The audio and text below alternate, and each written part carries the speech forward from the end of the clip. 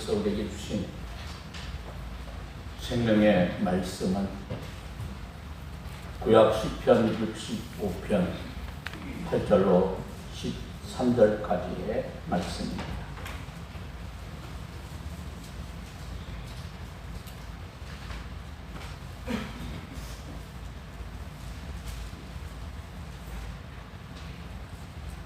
살아계신 하나님의 말씀을 경청하시되 땅 끝에 사는 자가 주의 징조를 두려워하나이다.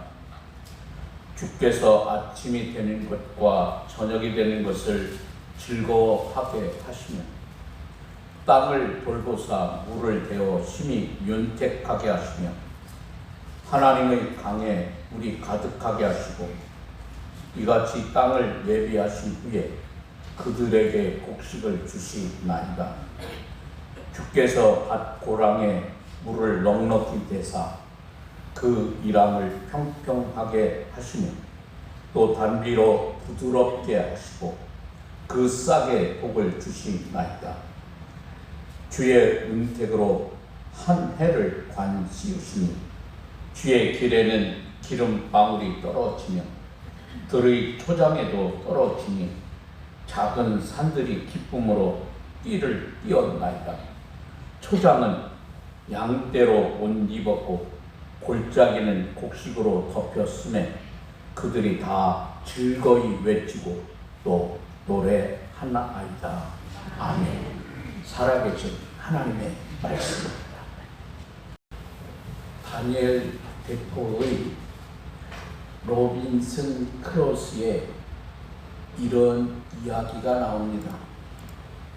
로빈슨 크루소가 탄 배가 대서양 한가운데서 난파를 당했습니다. 그는 널판지에 의지해서 표류하다가 한 무인도에 도착하게 됩니다.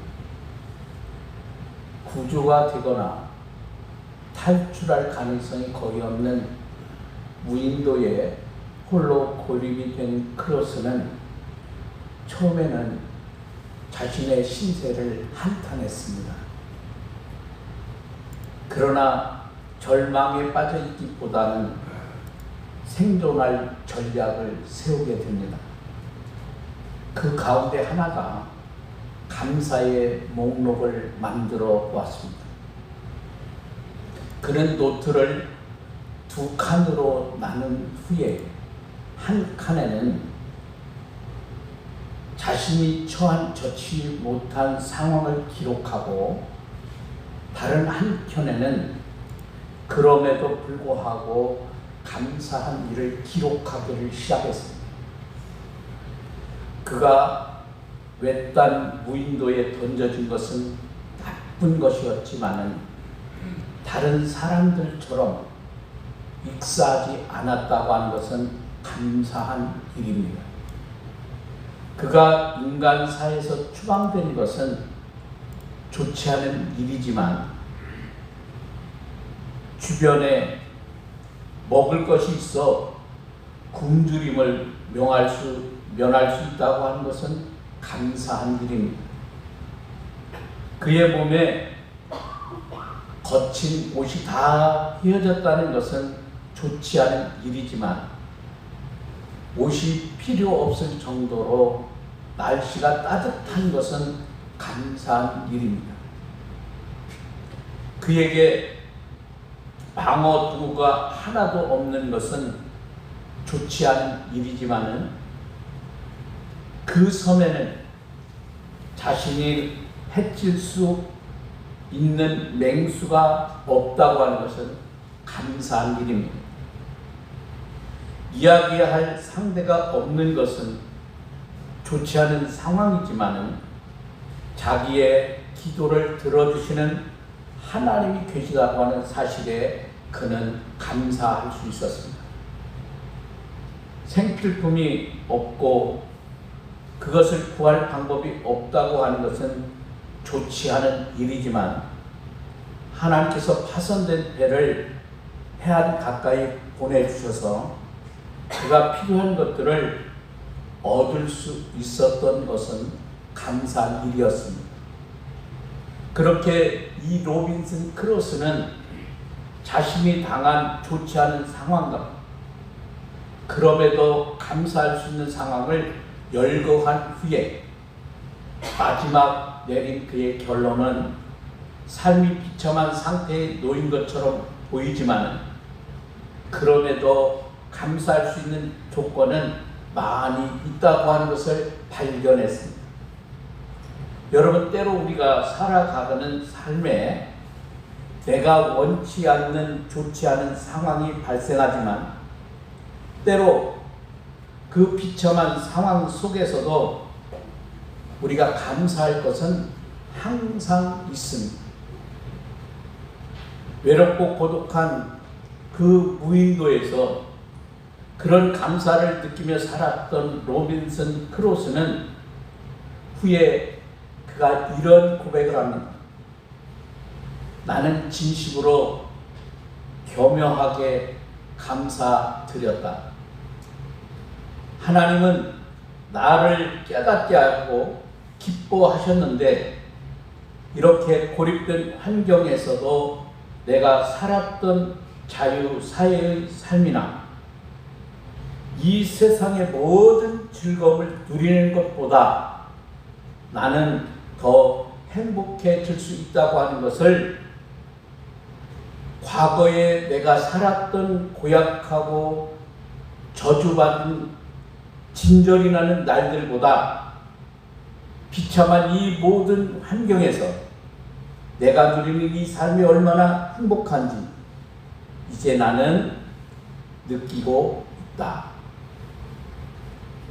우리는 이런 믿음의 고백을 성경을 통해서도 잘 알 수 있습니다. 우리가 잘 알고 있는 욥은 어느 날 그가 극한 슬픔에 빠지게 됩니다.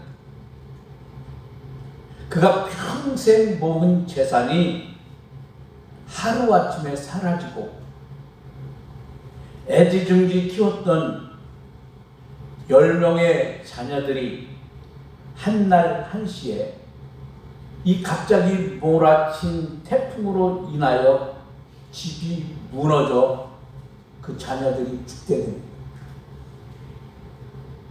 상상할 수도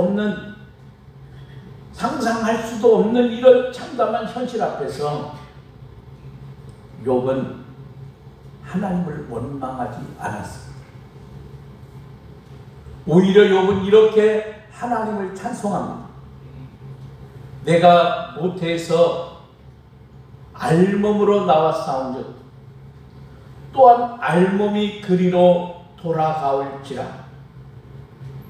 주신이도 여호와이시요 거두신 이시도 여호와이시오니 여호와의 이름이 찬송을 받으실지니이다.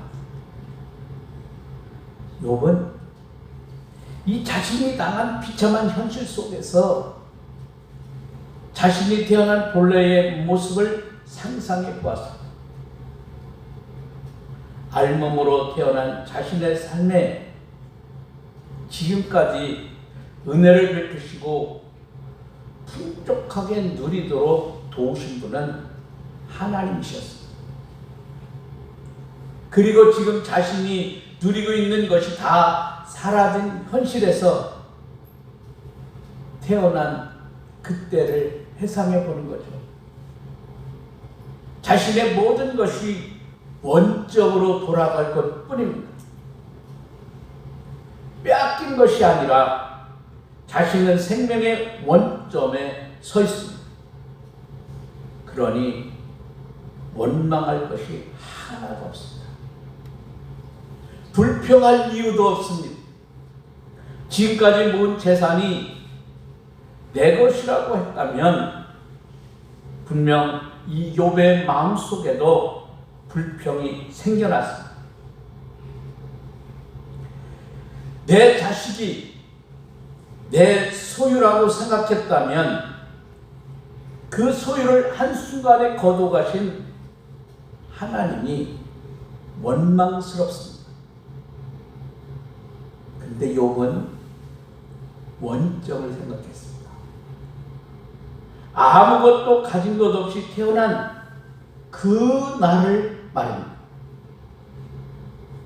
손에 쥔 것 하나 없이 태어나 여기까지 누리며 살아왔던 것만으로도 그것을 주셔서 누리게 하신 하나님께 감사할 것밖에 없었습니다. 그래서 하나님의 이름이 찬송을 받으심이 마땅하다. 욥은 고백하고 있는 거예요. 오늘 본문에서 시인 다윗은 자신의 삶을 되돌아보면서 자신의 삶에 베풀어 주신 하나님의 은혜가 얼마나 큰지를 찬양하고 있습니다. 자신의 삶에 은혜를 베푸신 하나님을 오늘 성경은 다윗이 뭐라고 했느냐? 돌보시는 하나님이다. 이렇게 표현하고 있어요.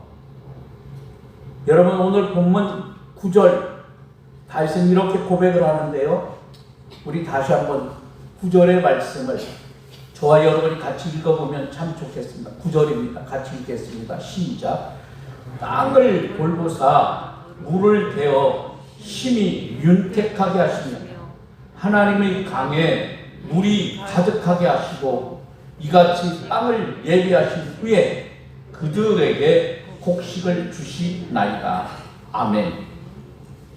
여러분, 하나님께서 땅을 돌보셨다고 고백한, 왜 하나님께서 땅을 돌보실까요? 물을 공급하셔 우리에게 곡식을 주시기 위함입니다. 오늘 여러분 여기에서 돌보신다고 하는 말은 방문한다, 감찰한다고 하는 의미를 가지고 있어요. 우리가 시골에서 농사를 져서 여러분 잘 아시잖아요.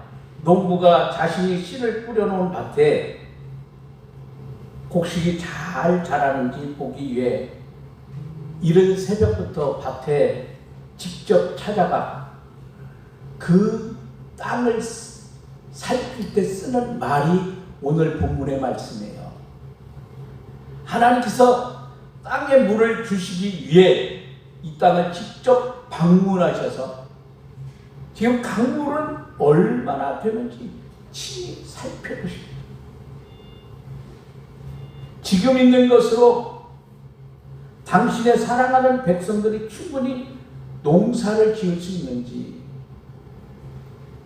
부족하다면 언제 어느 때에 비를 흡족히 내려주어서 밭고랑에 물을 넉넉하게 해서 그 땅을 기름지게 할 수 있는지, 그런 것을 알아보기 위해서 친히 당신 백성의 땅에 하나님이 방문하신 거예요. 우리는 잘 알잖아요. 감을 때 여러분 보면은 우리 장로님들도 그렇고 권사님들도 그렇고 우리 집사님들도 감을 때 얼마나 그 물 때문에 여러 고생을 해요.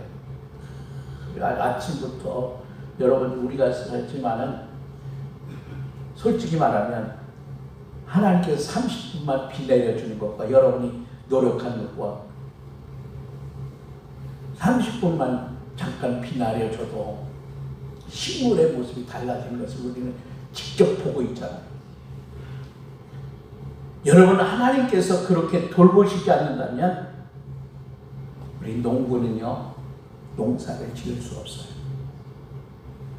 사람이 땅에 씨를 뿌리지만 그 씨를 싹이 나게 하시고 자라게 하시고 열매 맺게 하신 분은 하나님이십니다. 하나님께서 땅에 관심을 두지 않으시고 적절한 때에 이른 비와 늦은 비를 주시지 않는다면 우리 인간이 아무리 노력을 해도 여러분 농사 지을 수 있어요? 없어요? 없습니다. 인간이 아무리 물을 많이 주고 거름을 주고 돌본다 하더라도 하나님께서 돌봐주지 않으신다고 하면 우리는 추수할 수 없습니다. 그래서 다윗은 이어서 이렇게 노래합니다. 주께서 밭고랑에 물을 넉넉히 대사 그 이랑을 평평하게 하시며 또 단비로 부드럽게 하시고 그 싹에 복을 주시나이다. 아멘. 하나님께서 밭고랑과 이랑에 충분한 물을 공급해 주신 이유는 싹에도 복을 주시기 위함. 농부가 밭에 뿌린 싹에 복을 주셔서 그 싹이 자라 열매 맺게 하신 분은 하나님이시다. 그런 말씀이에요. 바꿔 이야기하면 하나님께서 싹에 복을 주시지 않는다고 하면 그 싹은 열매 맺을 수가 없습니다. 사람이 아무리 애를 쓴다 하더라도 하나님께서 여러분 복을 주시지 않는다면 우리가 농사 지을 수 없습니다. 열매 거둘 수 없습니다. 여러분 어찌 여러분 농사일만 그러겠습니까? 하나님께서 우리의 삶을 돌보지 않으신다고 하면 우리 역시 아무것도 할 수 없는 존재입니다. 하나님께서 밭고랑과 이랑에 물을 주셔서 싹을 복되게 하심으로 우리에게 추수하여 곡식을 먹을 수 있게 하신 것도 하나님의 돌보시는 은혜이지만은 여러분 그것만이 아닙니다. 우리도 그렇게 섬세하게 돌보시고 은혜 주시는 하나님으로 인하여 우리는 삶을 유지해 갈 수가 있습니다. 오늘 본문의 말씀도 바로 그런 매일의 삶에 평범하게 일어나는 일상을 바라보며 다시 한 믿음의 고백입니다. 한 해의 삶을 살았습니다. 한 해를 뒤돌아보니까 내 삶의 모든 부분이 하나님의 은혜 아닌 것이 없었습니다. 그래서 여러분 11절을 보십시오. 주의 은택으로 한 해를 관시었다. 이렇게 노래합니다. 여기에서 은택이라고 하는 말은 구약 성경의 언어인 히브리어로는 토브라고 하는 단어입니다. 여러분 토브라고 하는 말은 좋은, 선한, 아름다운 그런 뜻이에요. 그러니까 주의 은택으로 한 해를 관씌우셨다고 하는 말은 지나온 한 해의 모든 삶에 하나님께서 좋은 것들로 내 삶을 덮어주셨다고 하는 뜻입니다. 여러분 우리의 삶을 가만히 살펴보면 우리의 삶에 하나님 은혜 아닌 것이 없습니다.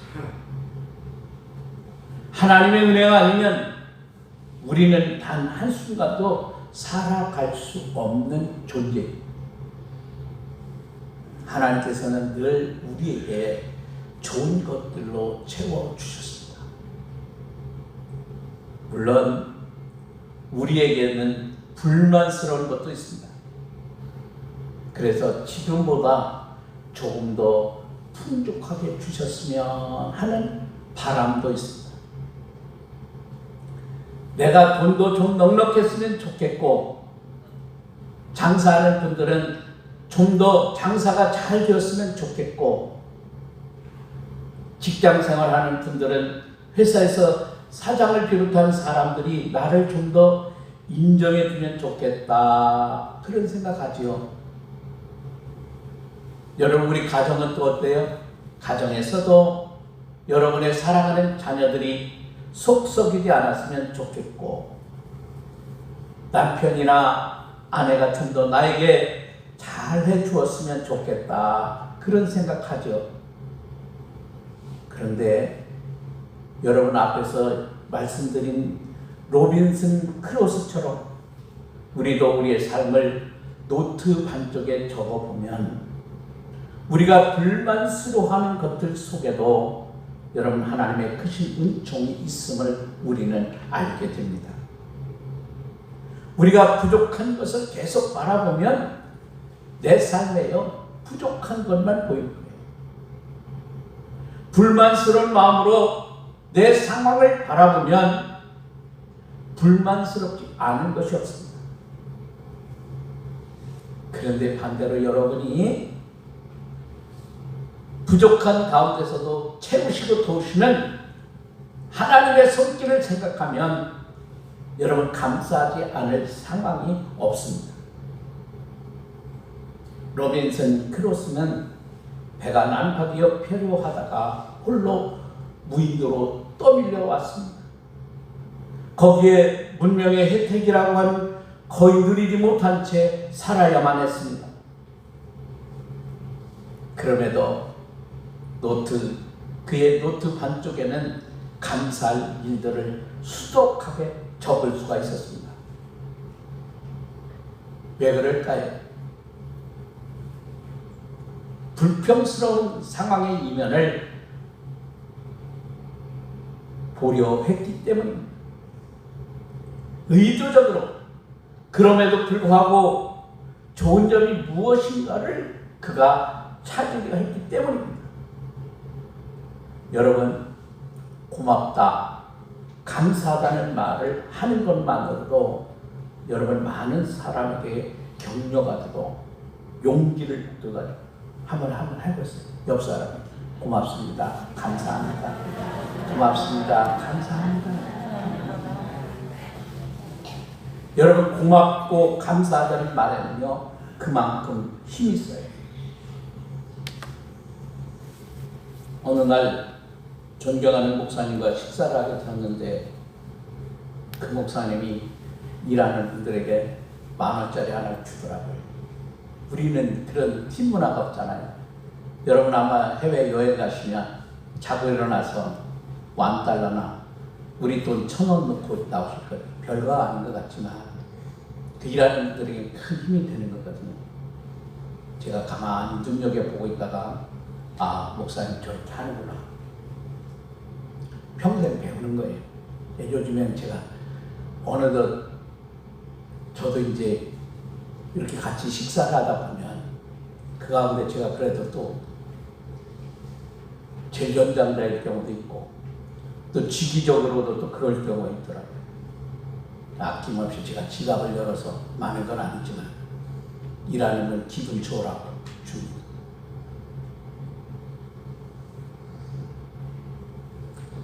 여러분 식당에 가서 음식을 먹을 때 맛있는 음식을 먹고 나면 여러분 계산하고 나오시면서 우리 성도들은요 꼭 감사하다고 하는 말을 하세요. 어느 날 제가 설교를 듣다가 이런 설교를 지금도 변함없어요. 청년 시절에 들었던 그날의 설교는 목사님이 이렇게 설교했습니다. 여러분 식당에 가서 여러분이 앉은 의자를 밥을 먹고 나면 꼭 집어넣고 오세요. 그 뒤로 저는 옆에 사람이 혹시 그냥 나가면 내가 옆에 사람까지 다 넣어줘. 왜요? 내가 설교를 들었잖아요. 배웠잖아요. 그러면 해야죠. 여러분 그렇게 하십시오.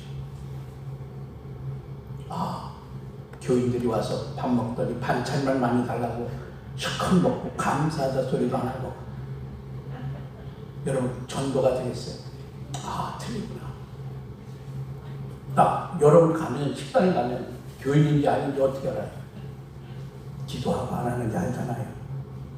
교회 다니는 분도 알고 교회 안 다니는 사장님도 알아요.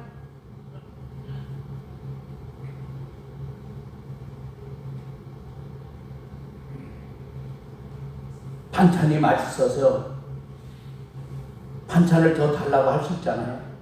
그래서 여러분 반찬을 더 가져오면 반찬을 가져다주는 그분에게 꼭 여러분은 감사합니다, 고맙습니다 말을 꼭 하셔야 돼요. 오늘 찬양대원들 내가 가서 볼 테니까 내가 누가 하나 볼 거예요. 여러분이 설교를 잘 들었나? 말씀에 순종하는가?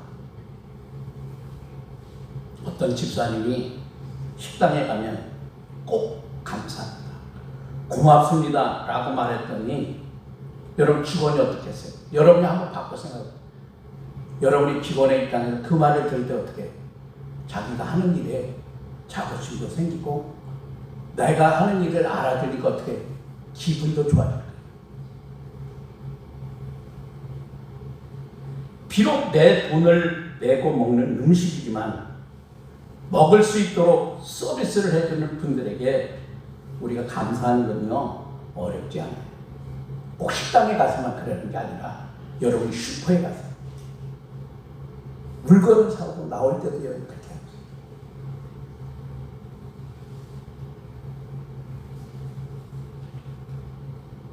우리는 이제 그 마음을 하나님께로 향해 보세요.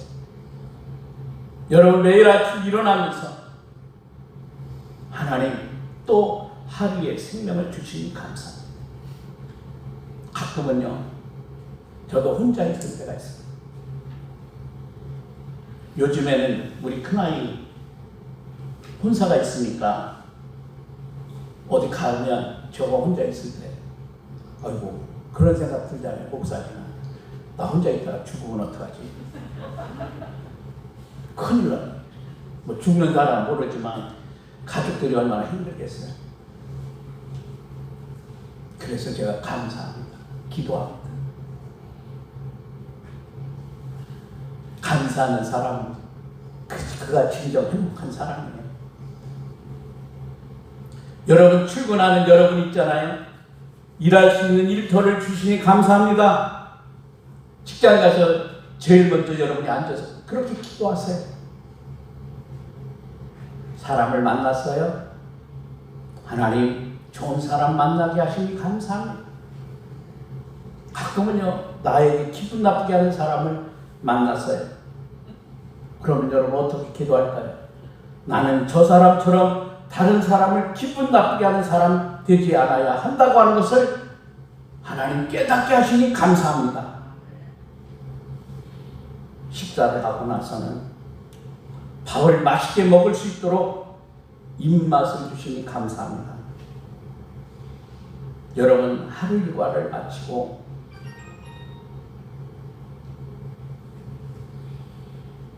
그리고 나면 고단한 하루였지만 큰 탈 없이 오늘 하루를 마감하게 하시니 감사합니다.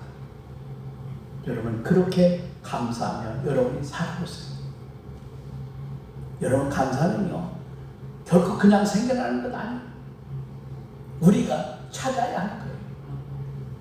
신앙의 마음을 가지고 찾아야 찾아지는 것이요 감사예요.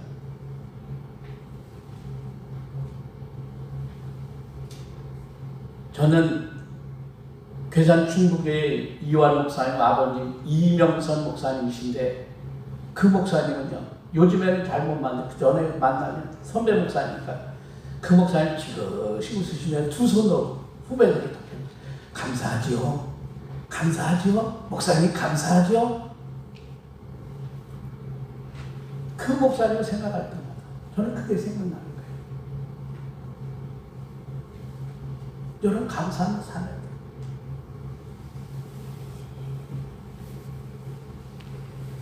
우리가 감사를 드릴 때 하나님은 영광을 받으시고 기뻐하실 뿐만 아니라 감사는 우리에게 더 풍성한 은혜를 갚아주시는 하나님이세요. 그래서 독일의 신학자요 설교자였던 보네포 목사님은 한번 여러분 따라해 보실래요? 인간은 감사를 통해 부자가 된다. 뭐라고요? 뭐라 그랬어요? 인간은요 감사를 통해 부자 되는 거예요. 여러분 부자 되고 싶지 않아요? 여러분 부자 되고 싶지요? 뭐 하면 되겠어요? 감사하세요. 마음에 여러분 부자 되고 싶으세요? 여러분의 마음에 감사의 마음으로 가득하게 하세요. 우리의 신앙과 영혼에 여러분 부자 되고 싶으세요? 늘 하나님께 여러분 감사하며 사세요. 감사하는 사람이